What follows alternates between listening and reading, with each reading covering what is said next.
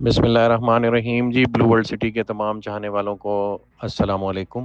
میری آپ سب سے درخواست ہے کہ یہ ایک جو ویڈیو شیئر کی ہے اور اردو میں اسپیشلی اس کو ہم ٹرانسلیٹ کر کے شیئر کر رہے ہیں، یہ اپنے تمام اینڈ یوزرز تک یہ ویڈیو پہنچائیں، اپنے ہر کسٹمر تک یہ ویڈیو پہنچائیں، ہر ریئلٹر تک یہ ویڈیو پہنچائیں، کمپنی کے یا گروپ کے الحمدللہ جو 5-6 ہزار ملازمین ہیں وہ سارے اس ویڈیو کو دیکھیں اور ازبر کر لیں۔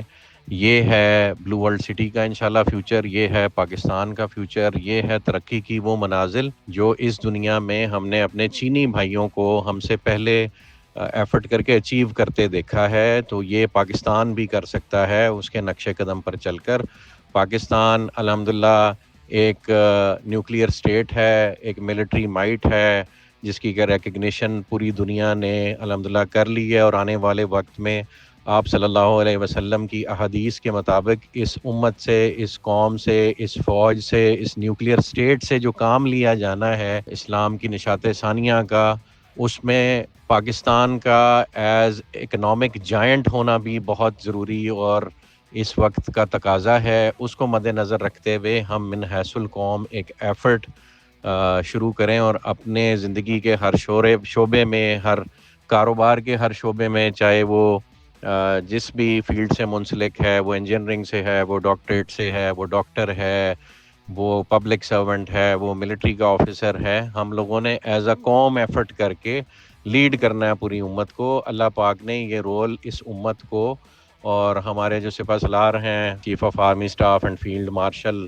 سید عاصم منیر صاحب، ان کی سرپرستی میں یہ رول اس قوم کو اللہ پاک نے دے دیا ہوا ہے۔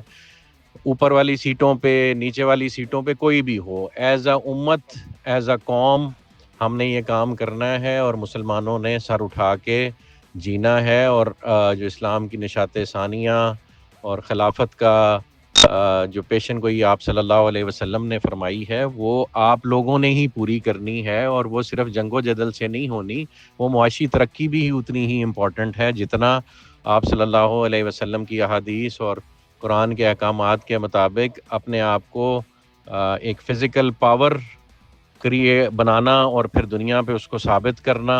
ایک موقع پہ منجنیق پتھر پھینک رہی تھی، اور پتھر پھینکنے والے موقع پہ یہ فرمایا گیا کہ اس پتھر کے پھینکنے میں مسلمانوں کی حیات ہے۔ تو ہم نے اپنی ملٹری مائٹ کو بھی ایٹ بیسٹ ایٹ ڈسپلے رکھنا ہے، اور اپنی اکنامک مائٹ کو بھی ڈیولپ کرنا ہے تاکہ ہم کسی اور کے آگے ہاتھ نہ پھیلائیں۔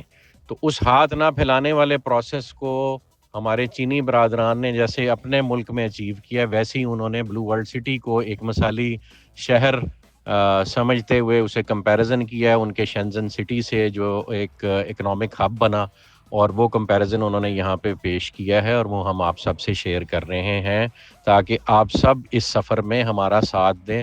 دلوں کے حال اللہ پاک جانتا ہے، لیکن بلو ورلڈ سٹی کی تمام مینجمنٹ، چودھری نعیم اجاز صاحب، چودھری ندیم اجاز صاحب، میں از خود، اور سرفراز گوندل صاحب، ریار نذیر صاحب، حمزہ عامر صاحب، ارشد اوان صاحب، فرید باجوہ صاحب، سمیع صاحب، سب صرف صبح شام اس تگ و دو میں لگے ہوئے ہیں کہ یہ جو اللہ پاک نے ہمیں خواب دکھایا ہے، اور اللہ پاک نے اس کے جو اسباب ہیں اسے اکٹھا کرنے میں ہمارے لیے جو آسانیاں فرمائی ہیں، اور یہاں تک کا جو سفر طے کرنے کا موقع دیا ہے، despite all the opposition, despite all the naan cooperation previously from the corridors of power, لیکن اللہ پاک نے پھر بھی یہاں پہ ہمیں اس حد تک پہنچایا، اس مقام پہ اللہ پاک نے ہمیں رکھا کہ اس وقت راولپنڈی اسلام آباد کا سب سے بڑا آن گراؤنڈ جو رقبہ ہے اور ہاؤسنگ پروجیکٹ ہے وہ الحمدللہ بلو ورلڈ سٹی ہے۔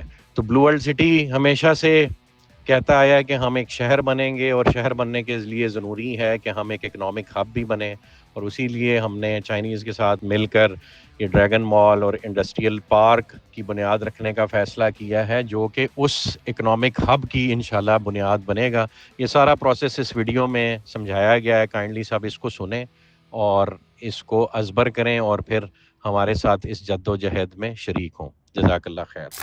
ہیلو ایوری ون، آج میں بلو ورلڈ سٹی کے تعمیراتی تصورات اور منصوبہ بندی کے بارے میں بات کرنا چاہتا ہوں، کیونکہ پاکستان اس وقت اپنے انٹرنیشنل سیاسی ماحول کے بہترین دور سے گزر رہا ہے، اور یہ اس کی ترقی کے لیے ایک سنہری دور بھی ہے۔ خصوصاً چین اور پاکستان کے تعلقات ایک نئے اور تیز رفتار ترقی کے دور میں داخل ہو چکے ہیں۔ ہم نے پاکستان کے اعداد و شمار کا ایک سادہ موازنہ کیا ہے، چاہے وہ مجموعی قومی پیداوار GDP ہوں، فیکس آمدنی ہو یا شہری ترقی کی شرح۔ سب کچھ اس وقت کے چین سے مشابہت رکھتا ہے جب اس نے اصلاحات کا عمل شروع کیا تھا۔ اس کا مطلب یہ ہے کہ پاکستان بھی تیزی سے ترقی کے ایک نئے راستے میں داخل ہونے والا ہے۔ بلو ورلڈ سٹی بھی اسی تناظر میں وجود میں آیا ہے، اس لیے اسے ایک خاص تاریخی مشن انجام دینا ہے۔ یہ مشن دراصل ہے کیا؟ یہ مجھے چین کے شینزن اسپیشل اکنامک زون کی یاد دلاتا ہے۔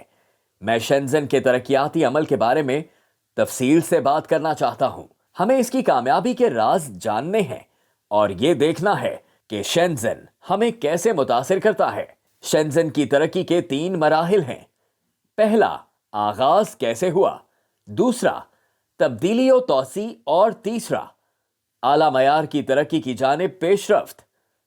ان میں سے ابتدائی 20 سال سب سے زیادہ مطالعہ کرنے کے قابل ہیں، کیونکہ اس وقت شینزن کی صورتحال بالکل ویسی تھی جیسی آج ہماری ہے۔ 1980 میں شینزن کے پاس صرف 2 مرکزی سڑکیں اور ایک واٹر پلانٹ تھا، لیکن شینزن نے خود اپنے معیارات قائم کرنے میں پہل کی۔ اس نے ماحولیاتی نظام، ٹرانسپورٹ اور شہری راہداریوں اور زمین کے استعمال کو اس طرح منظم کیا کہ کوئی بھی انفرادی منصوبہ شہر کی مجموعی قدر کو نقصان نہ پہنچا سکے۔ بعد میں شینزن نے 3 لیولز پر مشتمل منصوبہ بندی کے نظام کی بنیاد رکھی: ماسٹر پلان، ڈسٹرکٹ پلان اور تفصیلی پلان۔ یہ اس وقت چین میں اپنی نوعیت کا پہلا نظام تھا۔ مزید یہ کہ حکومت کے اندر ایسے ڈپارٹمنٹس قائم کیے گئے جو ان منصوبوں کو عملی طور پر نافذ کرنے کے ذمہ دار تھے۔ اسی بنیاد پر شینزن نے اپنا پہلا ماسٹر پلان تیار کیا۔ اس میں ترقی کے اہداف، سمت، اسکیل اور شہری افعال کو واضح طور پر بیان کیا گیا۔ دلچسپ بات یہ ہے کہ شینزن نے ابتدا میں کلسٹر لیول کے ترقیاتی ماڈل کو اپنایا۔ اس نے مشرق سے مغرب تک 3 بڑی شاہراہوں کے ذریعے مختلف علاقوں کو اس طرح جوڑا جیسے موتیوں کو ایک لڑی میں پرویا جاتا ہے۔ ہر کلسٹر کے درمیان سبز علاقے رکھے گئے جس سے ماحولیاتی توازن برقرار رہا۔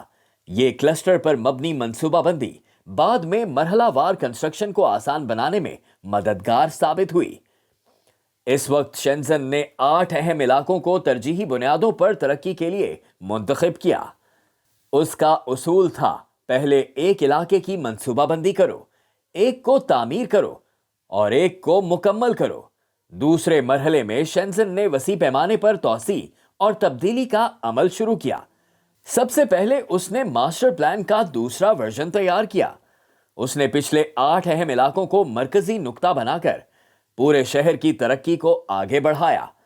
مزید اہم بات یہ ہے کہ اس نے ارد گرد کے علاقوں میں 17 ہائی ٹیک صنعتی زونز قائم کیے۔ اس کی صنعتوں نے کپڑے، ٹیکسٹائل اور فرنیچر سے نکل کر بایو ٹیکنالوجی، انٹرنیٹ اور نیو انرجی کی جانب رخ موڑا۔ اسی اقدام نے ہواوے، ٹینسنٹ اور BYD جیسی عالمی مسابقتی کمپنیوں کو جنم دیا۔ ابتدائی منصوبہ بندی کی بدولت اس وقت تک مرکزی علاقوں کی زمین کی قیمتوں میں زبردست اضافہ ہو چکا تھا۔ شہر کو اپنی ترقی کے لیے مالیاتی اور اکاؤنٹنگ صنعتوں کی بھی ضرورت تھی۔ چنانچہ دوسرے مرحلے میں شینزن نے مرکزی شہری علاقے کی تعمیر مکمل کی اور شہری ڈھانچے اور صنعتی نظام میں تبدیلی لے آیا۔ تیسرے مرحلے میں شینزن نے انٹرنیشنل میٹروپولیٹن بننے کی جانب سفر شروع کیا۔ اسی دوران انٹرنیشنل ایئرپورٹس، ریلوے اسٹیشنز اور بندرگاہوں سمیت بنیادی ڈھانچے کو جدید بنایا گیا۔ اسی وقت چانگہائی سینٹر، سپر ہیڈ کوارٹرز بیس اور میرین انڈسٹری نیو سٹی جیسے منصوبوں کے ذریعے شینزن نے انٹرنیشنل انڈسٹریل مقابلوں میں حصہ لینا شروع کیا۔ ان 45 سالوں میں شینزن کی زمین کی قیمت میں زبردست اضافہ ہوا۔ مثال کے طور پر رہائشی زمین کی قیمت اپنی ابتدائی قدر سے 310 گنا بڑھ گئی۔ اب اگر ہم بلو ورلڈ سٹی کی طرف واپس آئیں تو جواب واضح ہے۔ بلو ورلڈ سٹی کسی عام علاقے کا نام نہیں، یہ ایک باہمی تعاون کا ماڈل زون ہے جو پاک چین دوستی کی علامت ہے۔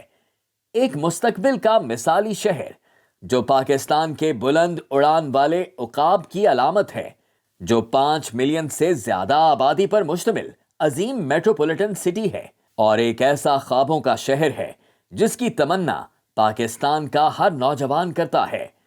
ایسے عظیم تاریخی مشن کے سامنے ہمیں کئی چیلنجز کا سامنا ہو سکتا ہے، مثلاً منصوبہ بندی میں نئے شہر کے تعمیراتی معیارات کیسے طے کیے جائیں، شہر کی شناخت اور پوزیشننگ کیسے متعین کی جائے، اس کے خصوصی فریم ورک کو کس طرح تشکیل دیا جائے، اور وسائل کے بہتر اشتراک سے منفرد اقدار کیسے پیدا کی جائیں۔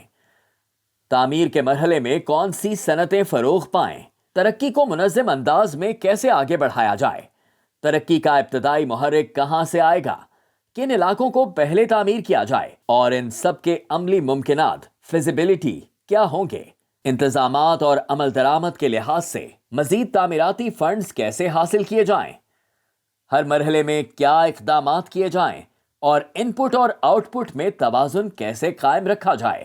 آنے والے وقت میں بہت سا کام باقی ہے جس میں کاروباری ڈھانچے کی منصوبہ بندی، صنعتی ترقی کے ماڈل اور فیزیبلٹی کے انالیسز شامل ہیں۔ آخر میں ہم امید کرتے ہیں کہ یہ اسپیشل سٹی اپنے منفرد تعمیراتی معیارات و منصوبہ بندی کو قائم کرے گا جو نیشنل سٹینڈرڈ لیول سے بھی بلند ہوں گے۔